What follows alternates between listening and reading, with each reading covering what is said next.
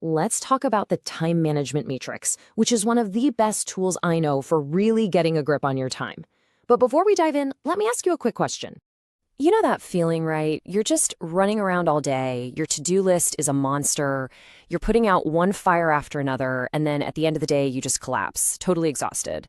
But the big stuff, the really important goals, they haven't moved forward at all. Yeah, there's actually a name for that. It's called the busy trap. It's this endless cycle of activity that feels productive, but it doesn't lead to any real progress. The good news is there is a way out, and it all starts with a surprisingly simple framework.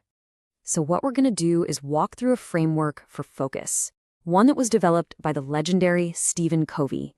It's designed to help you escape that trap by totally changing how you look at every single one of your tasks.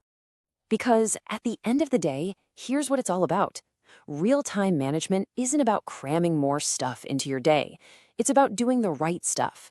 It's about making that shift from just being busy to being truly effective. Okay, now this is the key that unlocks the entire idea. We have to learn to separate two words we constantly mix up: urgency and importance. Urgent things are loud. They're screaming for your attention right now. But important things, well, they're quiet. They're the things that actually help you achieve your long-term goals. And being able to tell the difference is where the magic really happens. And once you get that distinction, it lets us map out pretty much everything we do onto a simple 4-quadrant matrix. So here it is. This is the time management matrix. Every task, every phone call, every email you get, it all falls into one of these 4 boxes based on 2 simple questions. Is it urgent?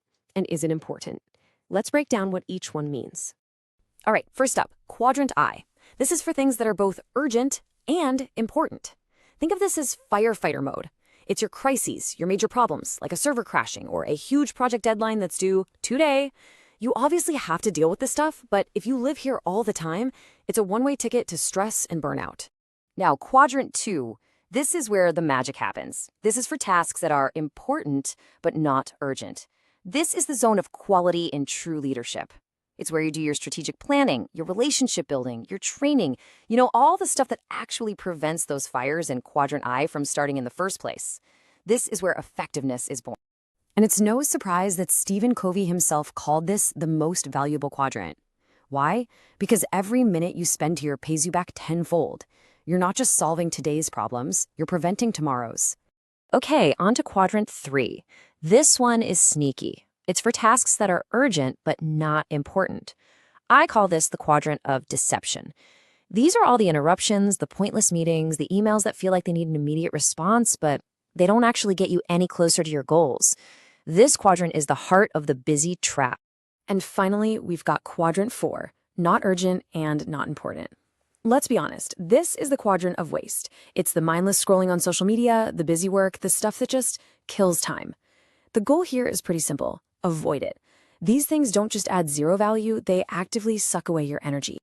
So that's the theory, right? But theory is one thing. How do we actually put this thing to work in the real world? Let's walk through a quick scenario.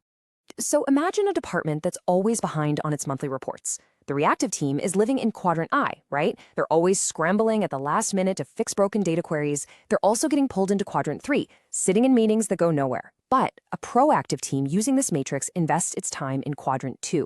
They decide to redesign the whole database to make it more efficient. It's not urgent, but it's really important. And guess what happens? Over time, those quadrant I crises just disappear. That's the power of shifting where you focus. And the great thing is, you don't have to do this with just a pen and paper anymore. We have some amazing technology that can help. Tools like Trello or Google Calendar let you categorize your tasks and, more importantly, schedule that crucial quadrant II time. Dashboards can show you what's really a crisis versus what's just noise. I mean, these tools are a total game changer. They help you actually see what matters most. You can set up automations to handle all those annoying quadrant III tasks, and they keep your big strategic quadrant II goals right in front of you, so they don't get swallowed by the chaos of the day. All right, let's tie this all together. Making the leap from just being busy to being genuinely effective. It's not about working harder. It's a conscious shift in your mindset, and this matrix is your guide.